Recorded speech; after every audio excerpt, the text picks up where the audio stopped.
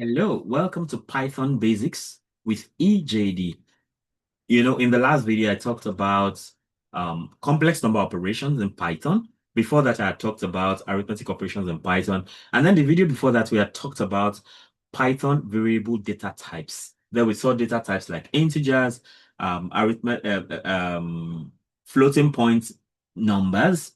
We talked about complex numbers, booleans, and strings. So that led us to now begin to look at some operations like arithmetic operations that we had done before now. And then, of course, before that, afterwards we did complex number operations. And now we are looking at Boolean operations in Python. Of course, after this, I'll be talking about some string operations that you can find very useful in your day-to-day activities, especially if you work with natural language processing and things like that. That can serve as a basis for how you can manipulate text in Python. Okay, so we are using Google Colab this time around as our integrated development environment, IDE, where you get to write your Python codes. And the way to access it is, first of all, have a Google account, Gmail account. Once you have that, you can just go to Google Colab like this, click on this, and then it opens Google Colab. You don't have to install anything, just get working, right? So now we're interested in Boolean operations in Python. So I just click on this and it opens that up. Of course, the thing with Google Colab is that you need to be on the internet to be able to use it, right? Unlike Python, you may not need to be on the internet, but it's web-based, but it is you can use Jupyter Notebook on a local host. Lovely, you can actually import Jupyter Notebook on Google Colab and and just keep on working, right? So this makes life pretty easy without you having to install any software at all. Okay, so we're talking about Boolean operations in Python. All right.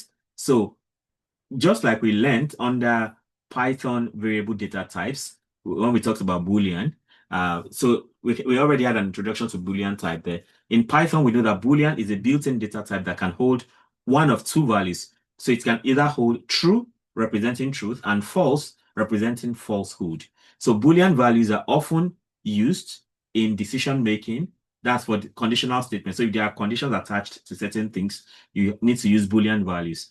So Boolean values are often used in decision making for conditional statements. They are used in loops and logical operations. So if a situation can be true or false, then you go using Boolean, right? So imagine that A is true and B is false. If you assign true to A and false to B, so if you print the type of A, now it tells us that that is actually BOOL for Boolean, right? So that play button is running because it's trying to process. You discover that the first time you're running, it can be pretty slow, but afterward things get faster. So we check type A now to see that true is actually a Boolean type. So maybe I'll run it again. I'll use alternate enter so that it can automatically create another cell for me because I also need to check. Maybe I can even copy this. All right, and print type B. Okay, so I print type B like this. Then I run that. And then it also tells me that is Boolean too, because B takes it is assigned to to false rather. So true and false are Boolean. So any variable you attach them to are Boolean naturally. So we need to understand that the Boolean type BOL is a subclass of integer in Python, where true behaves like 1 and false behaves like 0 in arithmetic operations, right? So true is like 1 and false is like 0. And of course, when we talked about integer, right, we said integers are whole numbers that don't have decimal points. And they are either negative whole numbers or positive whole numbers or 0 included, where we did a test on 0 and we discovered 0 is actually an integer. So if you have been confused all these years about whether 0 is an integer or not, Python has settled the fight finally. So let's look at some Boolean operators, right? I mean, for those who are in engineering and you work with electrical circuits and things like that. In fact, I think there's a field or a topic where you talk about digital circuits or something, logic circuits or something like that. So Boolean operators are very useful in that regard. Okay, so Python provides three primary Boolean logical operators. We have and, or, and not.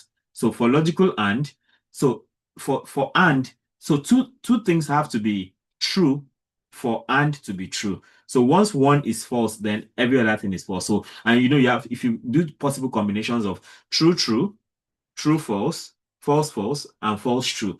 Automatically, only true, true will be true for logical and. All right. So that's why true and false will be false. Only true and true will be true for logical and.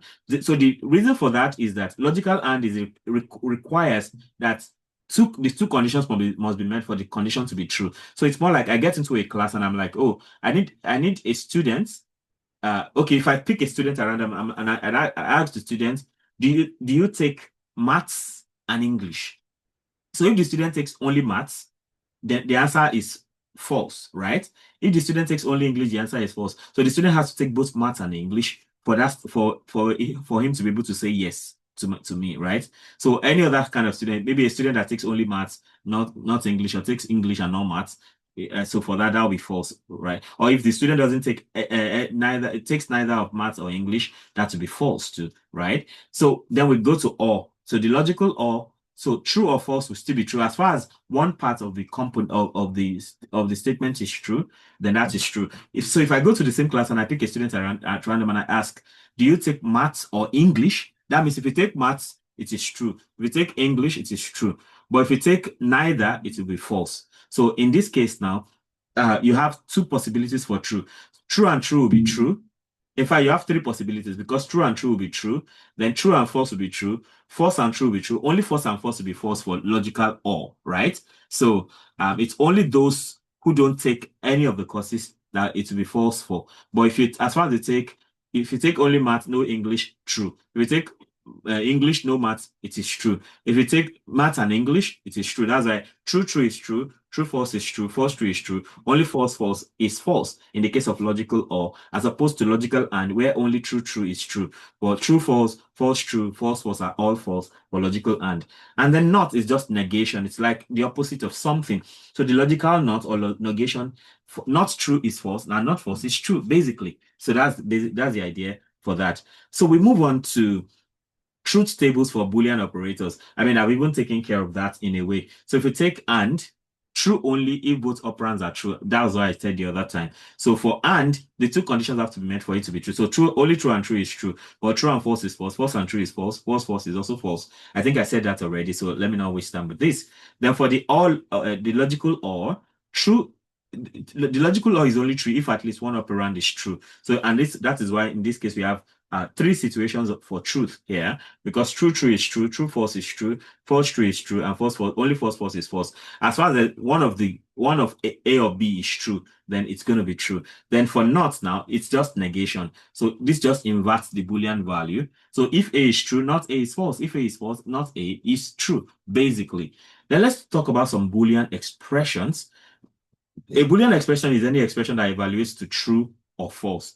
So if you have any expression that can be either true or false, then that is a Boolean expression. This often involves comparison operators like equal, equal. So whenever you see, if I say x is equal to 2, I am assigning 2 to the variable x. That's what that means. That's what in some languages that is called assignment statement.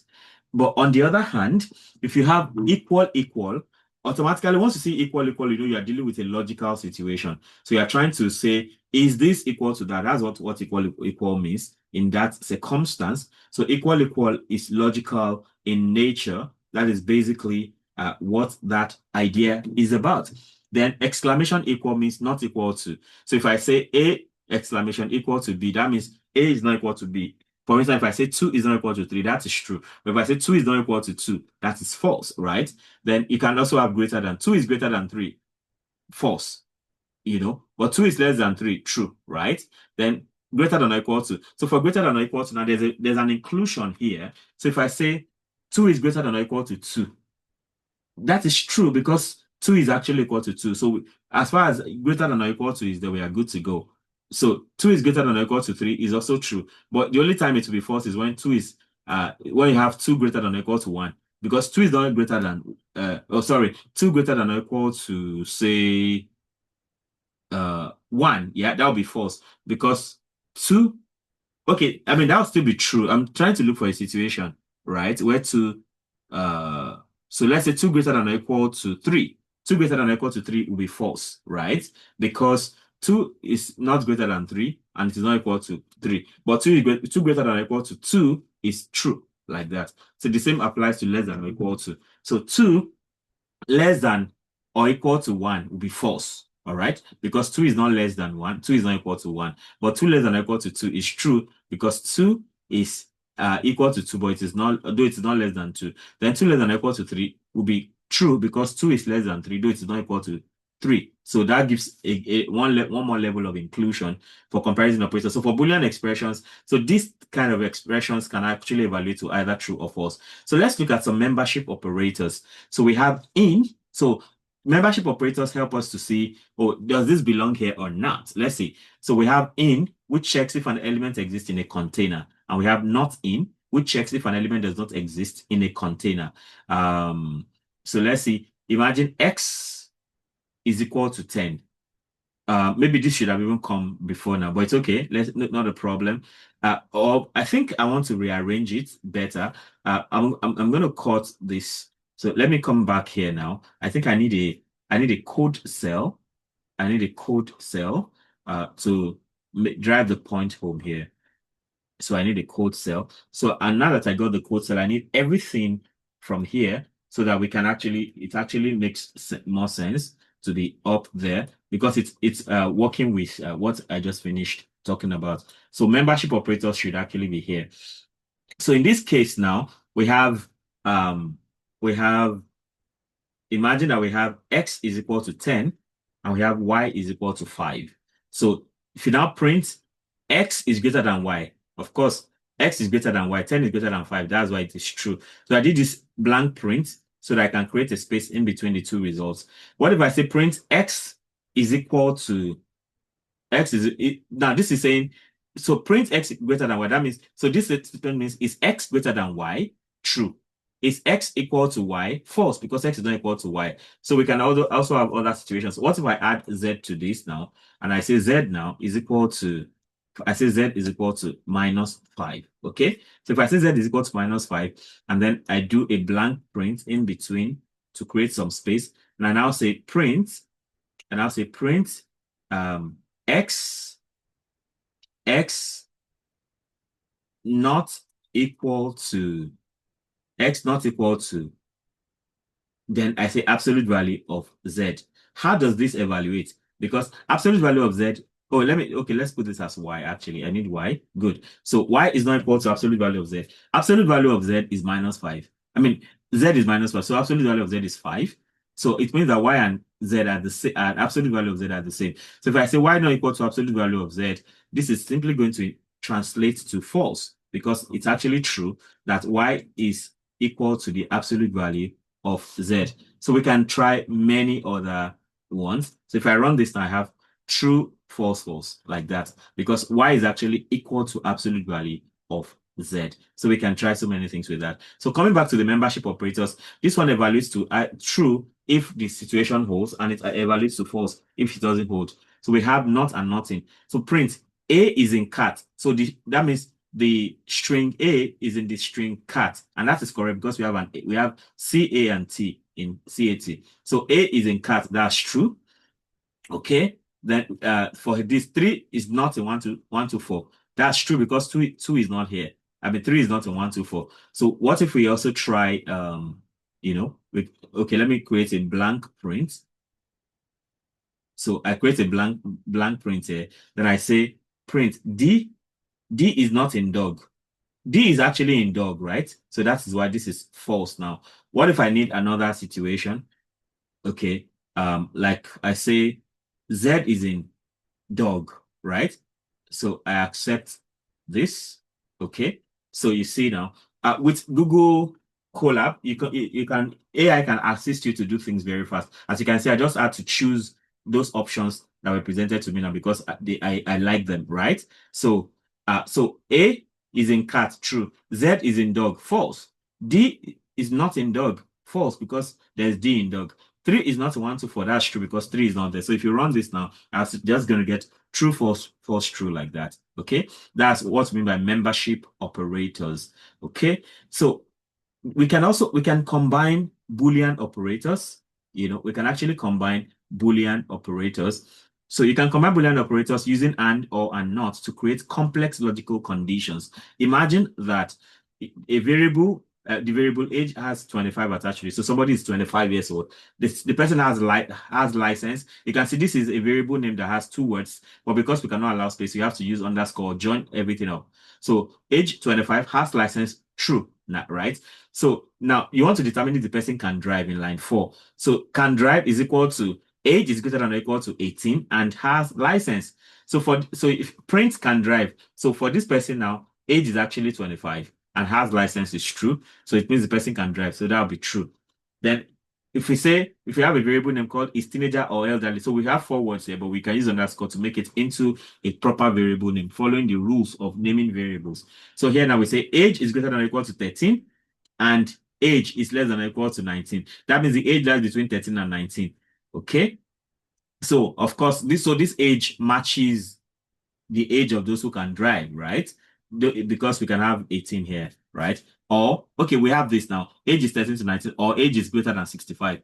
So print is teenager or elderly. Oh, no, we're not even talking about driving anymore. So is this person a teenager or elderly now? So for a teenager or elderly, the age is from 13 to 19, not even between, it's from 13 to 19 because we have greater than or equal to and less than or equal to, or age is 65. So this person is teenager here and this person is elderly. So once either of these conditions is met, it says it fits the condition that the person is either teenager or elderly. So if I now say print is teenager or elderly, then somebody who has age 25, is automatically not a teenager or elderly because of the age. So the age doesn't fall between 13 to 19.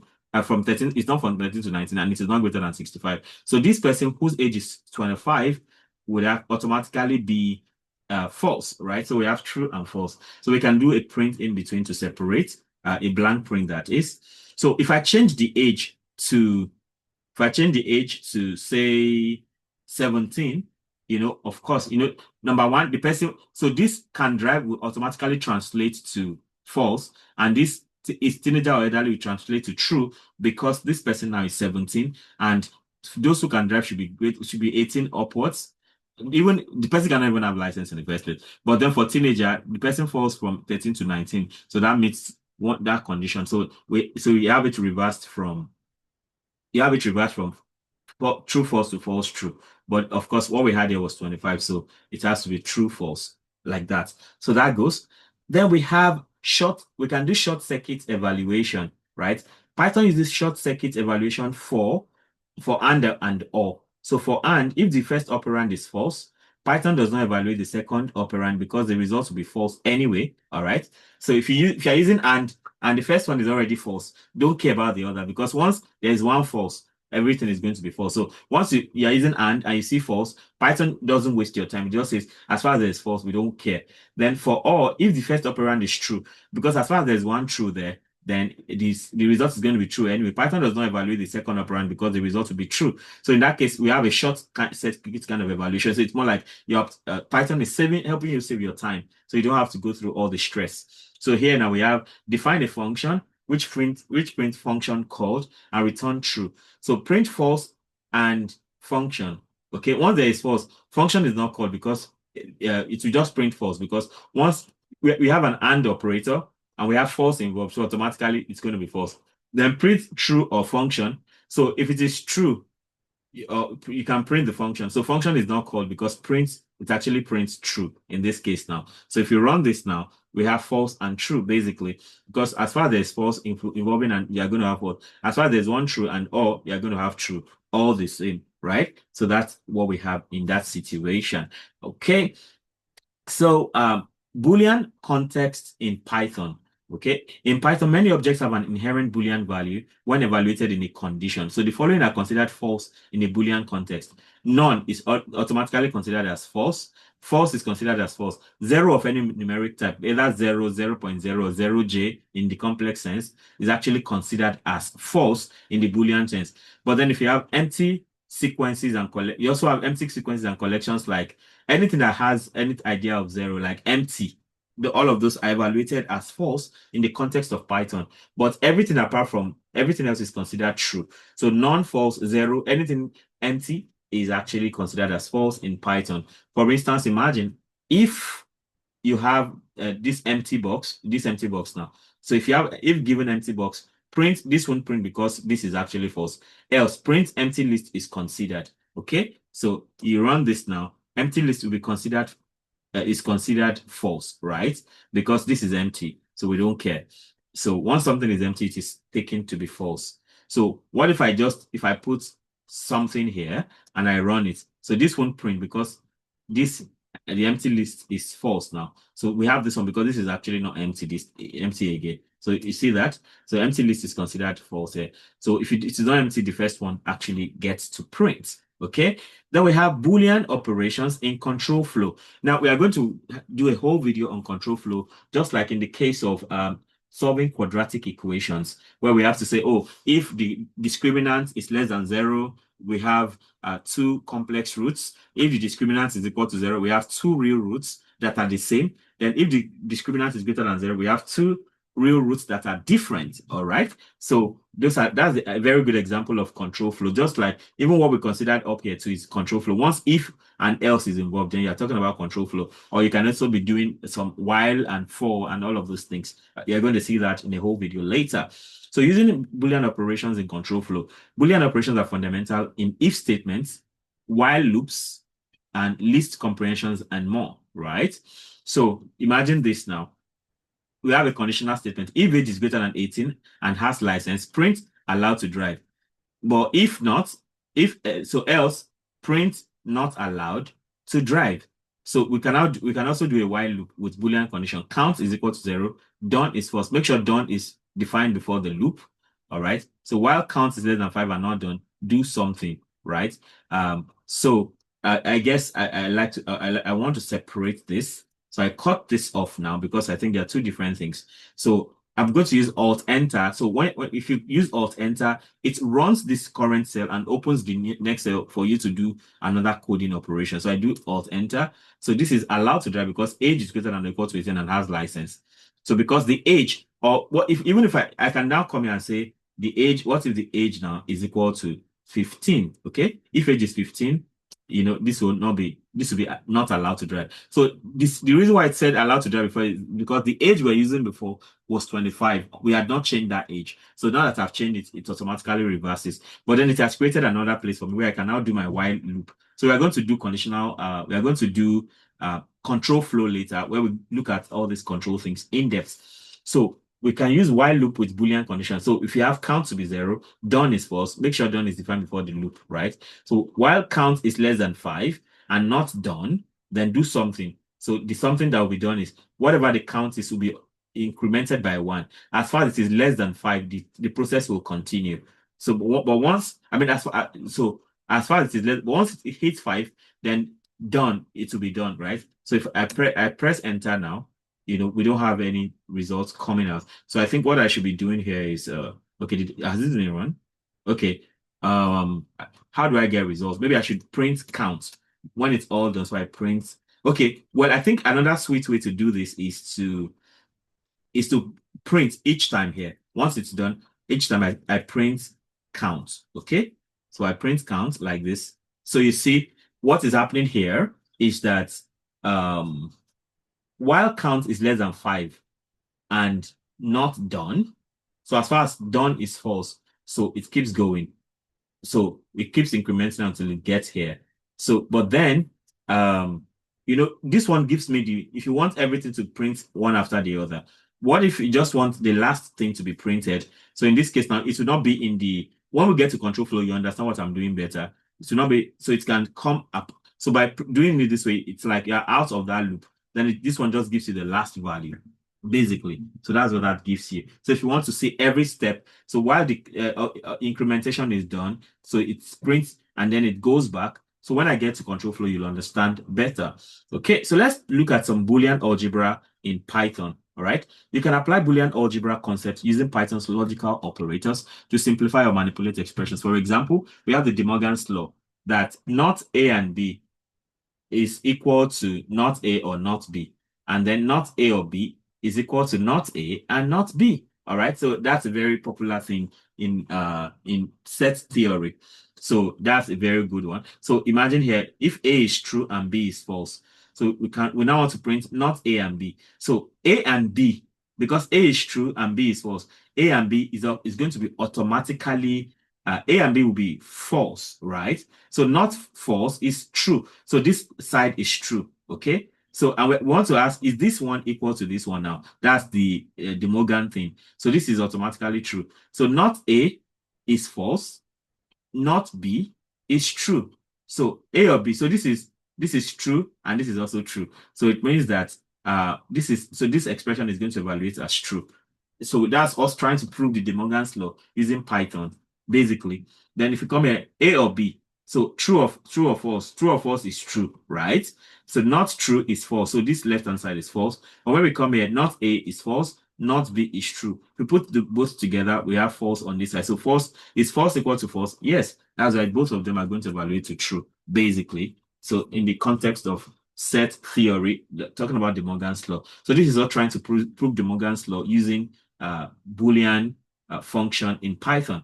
Okay, so let's look at some Boolean functions and methods. So the built-in function bool converts any value to a Boolean following Python's truthiness rules. We already said that anything that is empty is said to be false. So holding on to that, we know that we can follow that idea. So if you print bool 0, that is false because 0 is empty, is 0. Anything 0, null, or empty is false. Then if you print bool 42, that's automatically true because it has something. If you print bool, then you have this empty string, that is also false because there's nothing in that string. Then if you print bool hello, that's true, right? Because hello is something. So if you run all of this now, so bool 0 is false, bool 42 is true, bool empty string is false, bool hello, which is a string, is true because it's not empty. So you can create your own function that return Boolean values if you like. So for instance, you can define a function. I'm going to make a video on functions, Python functions, so you can understand better. So if you define the function is even, given a particular n, so and then you're going to return n percent to that. You're doing modulus, n modulus 2. That means after dividing by 2, if you have a remainder, that's odd. If you don't have a remainder, that's even, right? So define is even n, so return n modulus 2. It's n modulus 2 equals 0. So if whatever it is, it will say true. So if you print is even, so to run this function, you have to copy out the function name and the argument. And so for the argument, you put a specific parameter. So print is even 4. That'll be true because 4 is even, because after you divide by 2, there's no remainder. Then print is even 5, that's false because after dividing 5 by 2, you have a remainder of 1. So you have true, false in this situation. So you can see how interesting Boolean operations can be. So we come to the end where you have a summary of the whole thing we've been talking about all along, right? So summary table of Boolean operators in Python. So and A and B returns true if both are true. That's the only time you have true if both are true. But or A or B returns true if either is true. It's only false when both are false. Then not A returns the negation of A. Whatever A is, you have the opposite when you use not. Then equal to says equal to, right? Is A equal to B? That's what is happening. So whatever A and B will now be evaluated like that. So not equal to, you have A not equal to B, that's not equal to. Less than, you have less than, greater than, less than or equal to, greater than or equal to. In, so that's membership operators, is X in Y. So if you look at what Y is, if X is there, then that's the membership test to say element is in container. Not in, you have X not in Y. So whatever Y is, so if you check and see that X is there, not in Y will be false, but if X is not there, it will be true, right? So membership test, that element is not in container. And with that, we come to the end of Boolean operations in Python. I think it's really interesting. So as a software engineer, data analyst, machine learning engineer, whatever it is you're doing, or a business analyst. So sometimes you may need some conditional situations to evaluate to do something. So Boolean operators, I think this is a very comprehensive. I mean, it doesn't get more comprehensive than this, by the way. So so this is a comprehensive guide in doing Boolean operations in Python. So thank you so much for listening. This is the end of this video. Let me know how helpful this is for you, and if there's something else you'd like me to try out, feel very free to let me know. If you have subscribed already, thank you so much. If you have not subscribed, I don't need to tell you that you are missing a lot already, because you have all of these things right here for free knowledge, and that is very valuable, so you don't want to miss out on that. hit the notification bell, subscribe, hit the notification bell so you can always get alerted each time a new video is released. You can also become a member so we can have closer relationships on this channel and and learn together. So becoming a member gives you some special privileges. So just click on join and you see those 3 levels of membership and explore all of that, right? You can also you are encouraged to like, share, comment so that more people can have access to the great content I have going on here. Till I come your way again, keep doing Python right. Watch out for in the next video where I talk about string operations, working with characters, texts, and things like that. Bye.